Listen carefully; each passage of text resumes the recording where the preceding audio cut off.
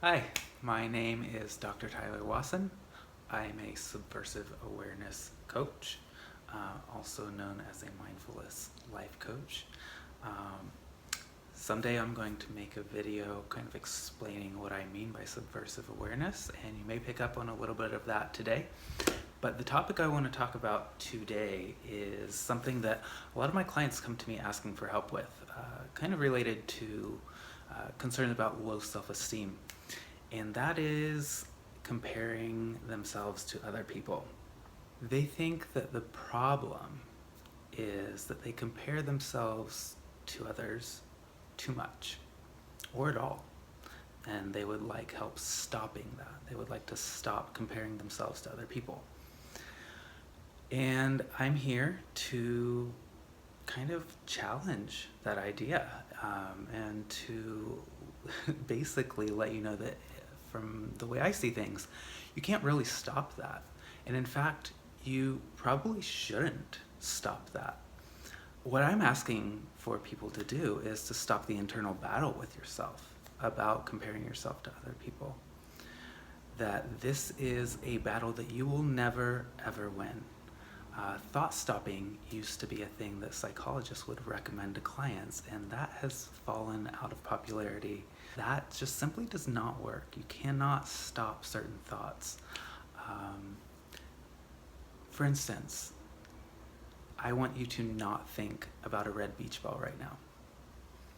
I want you to put all of your effort into not thinking about this red beach ball. So do that, and let me know how successful you are.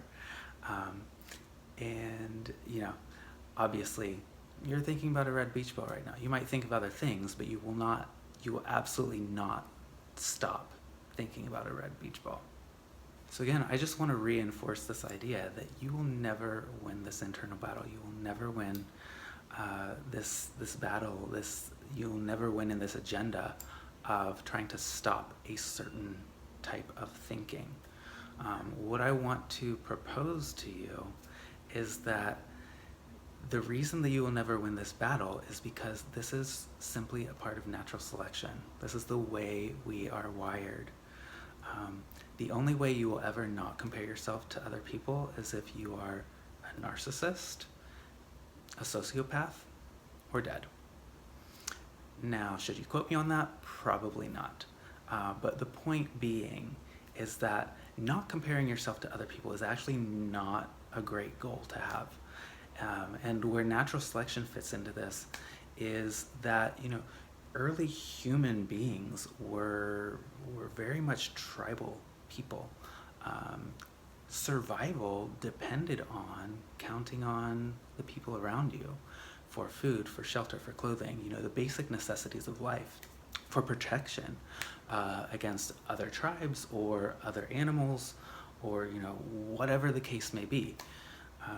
Survival was the primary driver of all action, and the mind was actually, it kind of grew, it evolved, dare I say, to keep creatures alive. If you look at an animal, the mind that they have is really focused on basic necessities. It's about gathering food and procreating. And some might think that if that's all we did, maybe we'd have a great life. But I'm not here to debate that today.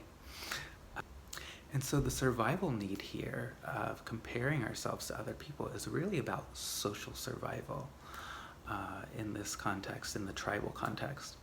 And if you're part of a tribe that you depend on for your basic survival, your basic needs, you don't want to get kicked out of that tribe for any reason.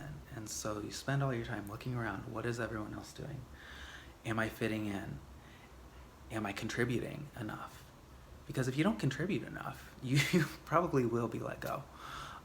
And so the real problem here is that we today live in a context in which survival needs are not as strong, they're not as present, they're not as immediate. Is probably the best way to say that. If I screw up in a public speaking engagement, If I say, something out of turn to a friend, it's very unlikely that my physical survival is going to be threatened by that. It's probably not going to lead to my early demise, literally, physically. Now, might it cost me some social points? May I lose a friend? Might I lose some followers? Potentially, and that would be unfortunate, that would be unpleasant, and I would still continue living. And natural selection here is all about the actual physical survival of living and getting my DNA into the next generation. So the problem with comparison to others is really when it is applied to a non-survival context, when it's really unhelpful to the survival need. And the problem here is when we start to try to fight that instinct rather than to recognize it as a normal, natural process.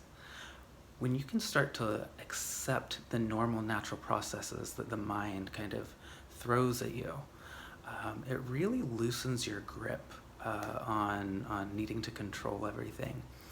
And if you try to control that aspect of your experience, you'll pretty much lose every time, as in the beach ball experiment.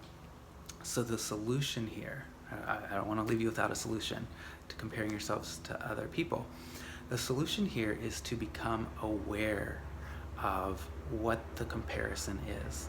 Is this a helpful comparison? Is this providing me any useful information for my physical survival?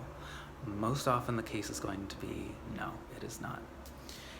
And therefore, if it's not providing me that kind of helpful survival information, it might be good to change my relationship to those thoughts, to develop less of a struggle relationship with the thoughts, to allow them to be there, to bring a sense of mindfulness. And here's where I bring in the subversive nature of mindfulness, is that what we're doing with this awareness is we are basically subverting the natural selection drive here. We are subverting the pre-programming that we come with to simply just follow this comparison and to make whatever adjustments necessary to stay alive, because that's really not the case here. So we're subverting this operating system, if you will, this outdated operating system that we've been handed.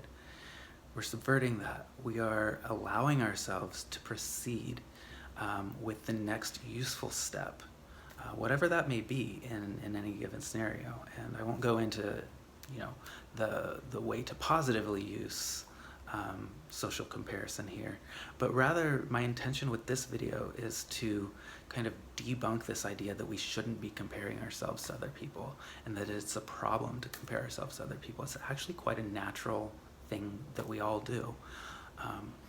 And in and of itself, it's not problematic. It's only how we relate to it and whether it's useful or not.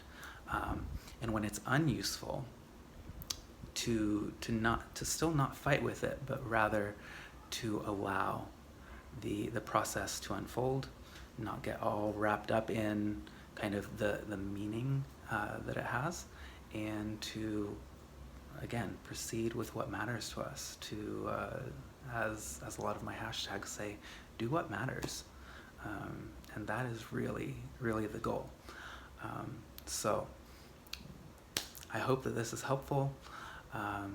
I would love to continue this conversation in more of a dialogue fashion. So if anyone has some questions that they'd like to post below, please do so. I will do my best to respond in a timely manner. And I would love to keep up this conversation. So please do comment and ask questions.